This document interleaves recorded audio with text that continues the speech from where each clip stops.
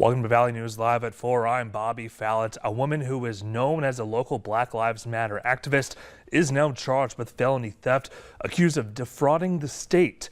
Faith Dixon is the president of Faith for Hope, which is a nonprofit that runs after-school programs. According to court records that were obtained by Valley News Live, the nonprofit received around $350,000 in grant money from the Department of Public Instruction.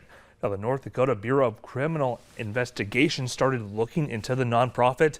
Investigators claim financial records show Dixon and her husband, Charles Dixon, defrauded the state out of more than $70,000 by transferring money into their personal account.